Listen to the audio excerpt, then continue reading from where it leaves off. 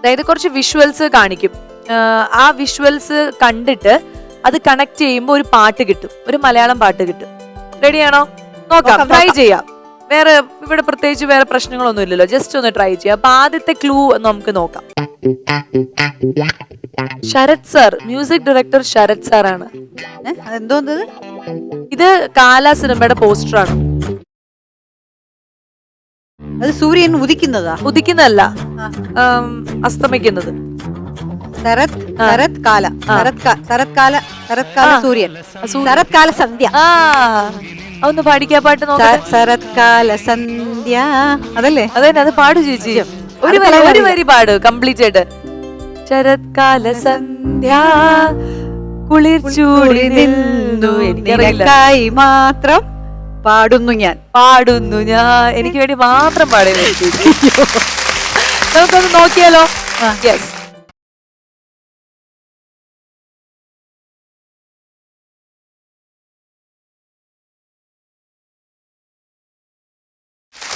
Okay, അപ്പൊ ചേച്ചി പറയണം മ്യൂസിക് വന്നാൽ ഞാനൊരു തകർക്കൊന്നുമില്ല.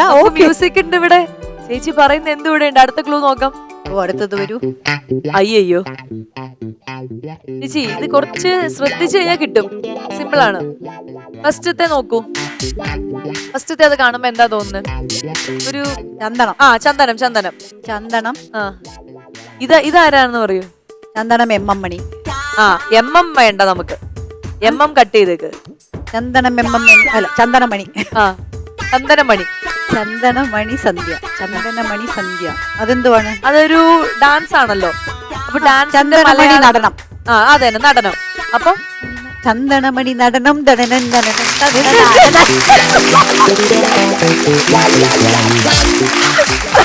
ലാലേട്ടന്റെ ഒരു പാട്ടല്ലേ? അതെ, ലാലേട്ടന്റെ പാട്ട് തന്നെയാണ്. ചന്ദനമണി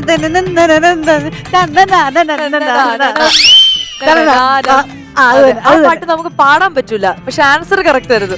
നമുക്ക് കേട്ടാലോ? Yes.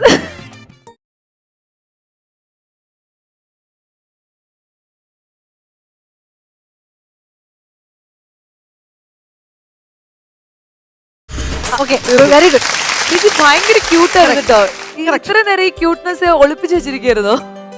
Very good, well done. അപ്പൊ വളരെ പെട്ടെന്ന് ആ ആൻസർ പറഞ്ഞു. ഇനി ഒരെണ്ണം കൂടി ഉണ്ട്, നമുക്ക് നോക്കിയാലോ? ഇത് മലയാളം മാത്രമേ ഉള്ളൂ അല്ലേ? അത് വഴി ഇംഗ്ലീഷിൽ എഴുതിയിരിക്കുകയാണല്ലോ. ഏത്? അത് ഇംഗ്ലീഷിൽ എഴുതുമെങ്കിലും സംഭവം മലയാളമായിരിക്കും. എന്താണ്? ഗ്രേപ്സാ? അരി. കണ്ടിട്ട് എനിക്ക് ഞാൻ പച്ചരിയാണ് കഴിക്കുന്നത്. കണ്ട ഗ്രേപ്സ് പോലെ ഇരിക്കുന്നു.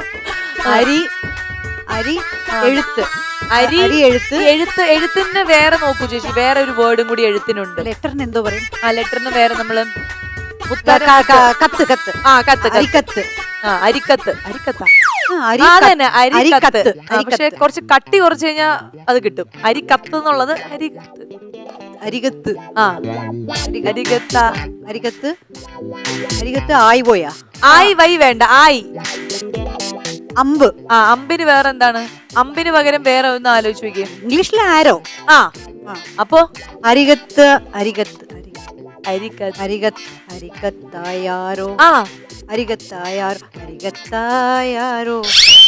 എന്ത് അരികത്തായാരോ? ഏത് പാട്ട്? ഒന്നുകൂടെ പാടിക്കേ.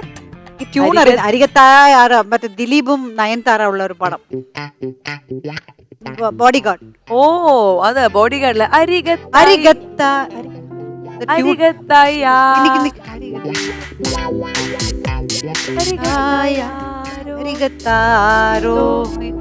പാടുന്നു.